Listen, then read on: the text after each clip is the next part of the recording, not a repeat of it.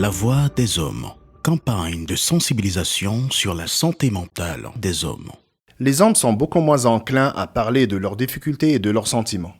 Les idées préconçues sur la masculinité et les préjugés auxquels font face les hommes qui demandent de l'aide persistent. La pandémie a affecté la vie sociale, la santé mentale, les habitudes de vie et la réalité du travail des Québécois. Selon l'Institut de la statistique du Québec, 30% attribuent complètement les sentiments de détresse psychologique à la pandémie et 77% estiment que leur satisfaction à l'égard de leur vie sociale a baissé, tandis que 45% ont baissé la fréquence de leur activité physique. Pourquoi en est-il ainsi? Pourquoi si peu d'hommes consultent-ils une ressource ou un professionnel pour répondre ou résoudre leurs problèmes de santé mentale? La conjoncture en matière de santé mentale des hommes a atteint un point critique dans notre histoire. Les acteurs sont mobilisés pour répondre aux besoins d'un nombre croissant d'hommes qui souffrent de troubles de santé mentale. De son côté, Repère, en collaboration avec le Comité de santé et bien-être des hommes de Laval, lance une seconde expérience de podcast, La Voix des hommes, qui sera dédiée à la santé mentale des hommes. Grâce à cet outil, nous invitons des hommes à parler ouvertement et en toute confiance de leurs problèmes de santé mentale. Nous sommes convaincus que grâce à leurs témoignages, plusieurs hommes seront mieux informés et mieux orientés. Parlons santé mentale. Faisons la différence maintenant.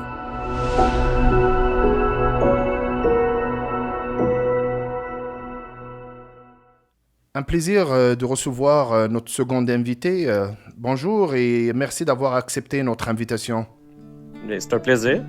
Alors, sans trop tarder, pouvez-vous nous présenter brièvement un peu la question de l'enjeu de la santé mentale? Est-ce que c'est dans le cadre de votre travail professionnel ou bien vous l'avez vécu vous-même?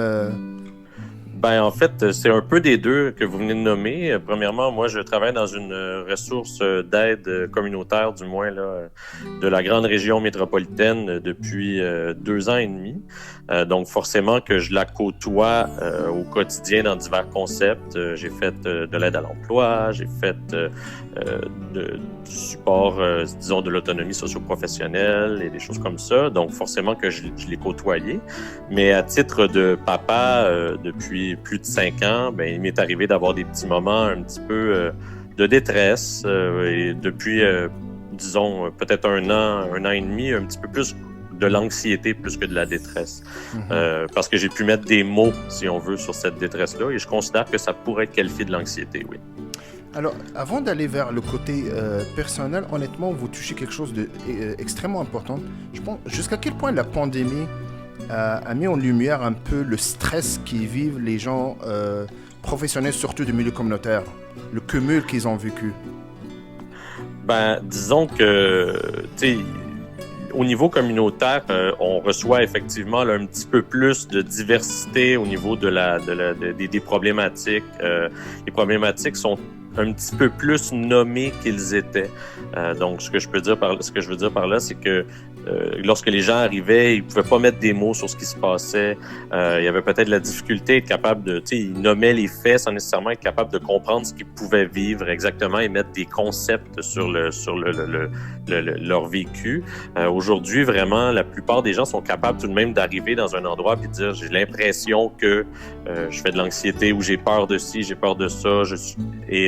Donc, on constate que les gens sont un petit peu plus capables, à mon sens, à moi, à mettre des mots sur ce qu'ils vivent. Surtout au niveau, comme je vous dis, là, des gens que j'ai pu rencontrer, masculins comme féminins. Mais en même temps, ça reste que ils sont capables, ils se lèvent le matin et ils vont vers une ressource d'aide ou du moins ils appellent pour obtenir de l'aide.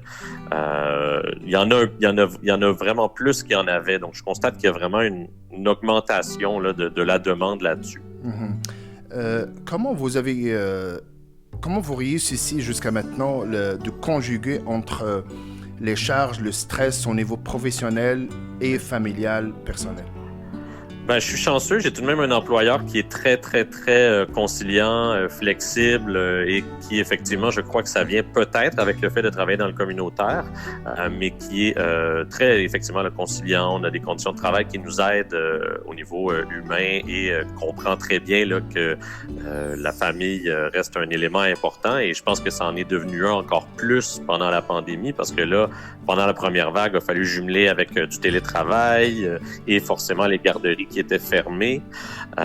Donc, moi, de mon côté, à moi, je pense que les employeurs ont pas eu le choix un peu de suivre et en même temps, mais pour ce qui est du personnel à moi, donc tu sais, il a fallu effectivement que je me fasse des horaires, il a fallu vraiment que je consulte ma conjointe parce que et là, je vais peut-être dire quelque chose qui viendra peut-être dans une autre question plus tard, mais le couple en tant que tel, c'est une équipe pour moi. Donc le fait de consulter ma conjointe, le fait de devoir s'asseoir et d'être capable de devoir faire des horaires un petit peu plus approfondis, de prévoir d'avance certaines choses en sachant très bien, peut-être qu'on ne sait pas si demain la pandémie se terminera, ça sera quoi les nouvelles directives gouvernementales. Donc, vraiment, la communication avec ma conjointe a été plus qu'importante au travers de tout ça, autant par rapport à mon emploi à moi que celui de ma conjointe qu'elle avait débuté en février 2021 parce qu'elle revenait d'un congé de maternité d'1 an. Parce que j'ai eu un garçon qui est né 1 mois et demi avant que tout ferme à la mi-mars. Wow, OK. 2020. Effectivement, on va aller à cette question quand même pour faire un suivi de ce que vous dites. Est-ce que vous vous considérez bien entouré? Vous avez parlé de votre conjointe. Est-ce qu'avez-vous un réseau de soutien prêt à vous aider, à vous écouter en cas de besoin? À m'écouter, oui. Ce que je veux dire par là, c'est que je suis capable aussi, puis je suis assez verbomoteur, je suis capable de parler quand ça va moins bien, malgré tout, et de demander de l'aide. Par contre, exemple, là, mes parents, moi, sont environ à 2 heures de route d'ici. Je considère quand même que c'est relativement assez proche, mais pour une intervention rapide, ça peut être un petit peu plus difficile. Les parents de ma conjointe sont un petit peu plus près de nous, mais directement à Montréal. Donc, on a quand même un réseau d'aide autour de nous qui nous aide, des frères et des sœurs de mon côté, du côté de ma conjointe aussi, qui sont prêtes à être autour de moi. Tu sais, je me considère chanceux là-dedans, mais des fois aussi, il faut comprendre que ces gens-là ne sont pas nécessairement non plus, et j'aime pas dire cette expression-là, mais sur la même planète que nous. Tu sais, ces gens-là, mes 2 frères n'avaient pas d'enfants avec leur conjointe et tout ça, ils ont leur vie. Donc, tu sais, même moi, je constatais qu'il y a une différence entre, disons, ma vie à moi familiale avec 2 enfants et celle de mes frères et de mes parents qui étaient en semi-retraite aussi. Donc, tu sais, d'arriver comme ça, de demander de l'aide et tout ça, mais ils ne sont pas prêts tout de suite à pouvoir t'aider au moment où tu en as besoin, là. Plusieurs études scientifiques, plusieurs sondages qui étaient effectués durant la pandémie et post-pandémie ont bien démontré que les pères, ils ont vécu quand même des moments difficiles durant et la pandémie et même après. De votre côté, comment vous avez vécu la pandémie? Est-ce que jusqu'à quel point il a affecté votre santé mentale? Ben, écoutez, moi, la pandémie au niveau professionnel, entre autres, ça a été vraiment, comme j'ai dit, difficile parce qu'il a fallu que je demande à mon employeur de réduire un peu mon caseload de gens que je rencontre parce que j'y arrivais pas, parce que j'avais les enfants, comme j'ai dit, en première et deuxième vague à la maison pendant le fameux moment où les services de garde étaient fermés. A fallu effectivement aussi là, que de mon côté, j'apprenne à organiser à l'interne à la maison. J'avais aussi un côté, moi je suis très sociable, donc tu sais, à l'exception de ma conjointe, ben je croisais pas personne, je ne voyais pas personne. Oubliez ça, les pauses café dans le cadre de porte où est-ce qu'on était capable d'extérioriser si jamais on avait un client qui est venu dans notre bureau, que ça a été difficile, que lui aussi vivait des choses difficiles.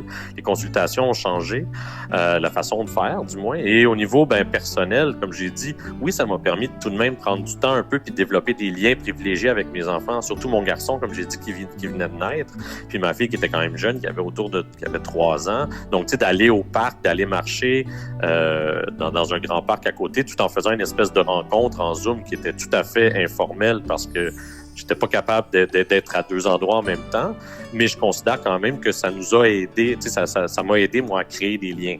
Par contre, c'est sûr que de l'autre côté, tu sais, mon garçon ne connaît que ça au bout de la ligne parce qu'il est né en janvier 2020, tout a fermé en mars et depuis ce temps-là, on vit encore des relents de cette pandémie-là, de l'histoire de, là, je comprends très bien, mais mettre des masques à l'épicerie, ne pas pouvoir voir les visages et on dit beaucoup aussi au niveau des CPE que ça va avoir un peu, comment je pourrais dire,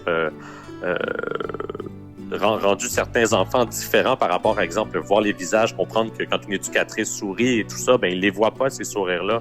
Donc, tu sais, d'identifier des émotions. Donc, mais personnellement parlant, avec mes enfants, j'ai trouvé ça difficile parce que je vivais de mon travail à 40 heures par semaine. Puis là, de devoir me séparer, de me dire, faut pas que j'oublie mes enfants là-dedans. Il y a moi, finalement, que c'est moi que j'ai oublié, là. Soyons tout à fait honnêtes, c'est moi que j'ai oublié, là. Comment ça a été traduit sur la réalité, ce sentiment-là l'isolement? Est-ce que c'est consommation? Est-ce que changement de comportement? Non, il n'y a pas eu de consommation excessive de mon côté. De l'isolement un peu, parce que forcément que quand tu te fais dire qu'il y a un confinement, quand tu te fais dire que tu peux pas sortir, moi la COVID, je ne l'ai pas attrapée avant le février 2022. Donc tu sais, je voulais protéger ma famille, j'avais ce sentiment quand même de vouloir pas de pourvoyeur si on veut, mais justement de garder tous les gens en sécurité autour de nous, d'aller à l'épicerie seulement un adulte à la fois, pas d'inviter les enfants, on laisse faire, de tout faire les choses à la course pour éviter de traîner dans des endroits. Mais comment ça s'est traduit, je vous dirais une certaine impuissance, de dire je veux protéger ma famille, mais qu'est-ce que je peux faire de plus que ce que je fais actuellement? Un certain laisser-aller, pour être tout à fait honnête, la maison, c'est notre milieu de vie. Quand tu vis dans cet endroit-là 5 à 7 jours semaine, complètement, tous les jours, la maison un peu se néglige. On est un petit peu plus négligent sur la façon de nettoyer la maison, sur peut-être aussi le mode de vie aussi. Quand on dit qu'on va sortir, on va faire tel loisir, on se prive de ça. Puis forcément qu'après ça, quand on reprend le cours comme dans les derniers mois actuellement, on hésite à aller de l'avant, on hésite à inscrire nos enfants à des loisirs parce qu'on se dit on a été 3 ans enfermés, 2 ans et des poussières enfermés.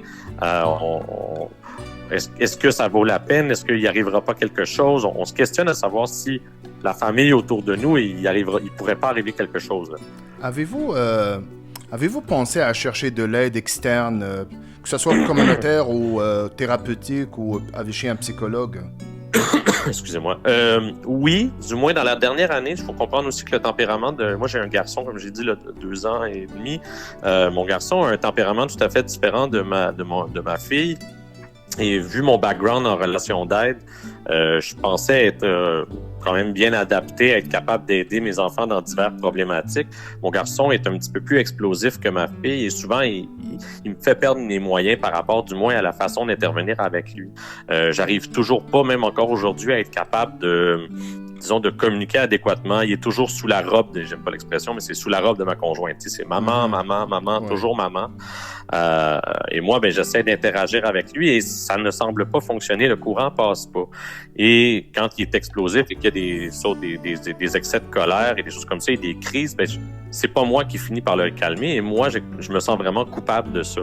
Donc, jusqu'à un certain point, dans les derniers mois, je vous dirais dans les 6 à 8 derniers mois, ma conjointe et moi, on se consulte de temps à autre parce que c'est quelque chose qui circule actuellement dans notre discours, d'aller chercher de l'aide. Peut-être de signaler le 811 option 2 qu'on appelle, là, qui est le côté, je pense, c'est pas nécessairement les urgences sociales, mais j'ai un blanc, du moins de l'aide là, au niveau social par le CLSC, pour essayer d'aller chercher des moyens, des trucs. Parce que moi, de mon côté, je trouve ça difficile de ne pas être capable d'interagir avec mon garçon. Puis 2, pour ma conjointe, ça l'allégerait aussi. Parce qu'elle est constamment avec mon fils. Elle aimerait ça, passer du temps avec ma fille, avoir du temps privilégié. Mais mon garçon, dès que ma conjointe disparaît du décor, c'est la crise et ça ne termine jamais. Là. Les hommes, ils sont moins enclins à demander de l'aide. À partir de votre bagage professionnel surtout, quels sont selon vous les obstacles qui empêchent les hommes à demander de l'aide, notamment en matière de la santé mentale? Je pense que là, il y a plusieurs facteurs ici. Le premier, je dirais que c'est l'orgueil. Et là, peut-être que vous allez trouver ça dépassé comme argument, mais je pense qu'il y a un côté orgueil. Hein. Les messieurs sont toujours capables de toujours tout faire. du moins dans mon optique à moi, et c'est même comme ça, je dirais que, pas nécessairement j'ai été élevé, c'est pas vrai, mais que, tu sais, c'est des messages qu'on entend qui passent. Donc, pour moi, l'orgueil est un premier obstacle.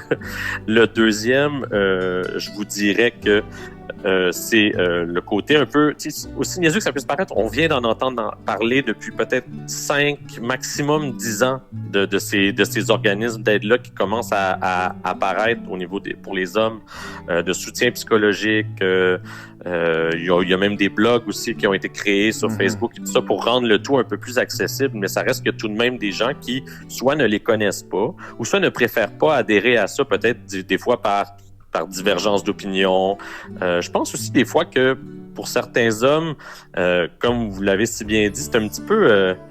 ça semble être difficile d'aller au plus profond des choses, peut-être par rapport à une certaine culpabilité. Tu sais, moi, c'est ce que je ressens des fois, effectivement, une culpabilité de ne pas être capable d'aider ma conjointe. Donc, tu sais, si je me sens coupable de quelque chose, ben, je vais essayer tout de même de trouver les solutions par moi-même avant d'être capable d'aller chercher de l'aide. Et même encore, des fois, je vais avoir l'impression que c'est de quémander. Donc, je pense que certaines personnes, selon mon bagage aussi professionnel, les hommes vont avoir l'impression de quémander quelque chose et c'est difficile pour un homme de quémander, j'ai l'impression. Merci beaucoup de votre participation très significative et au plaisir de vous recevoir une autre occasion, j'espère. Ça me fait grandement plaisir, au plaisir. Bye bye. Au revoir.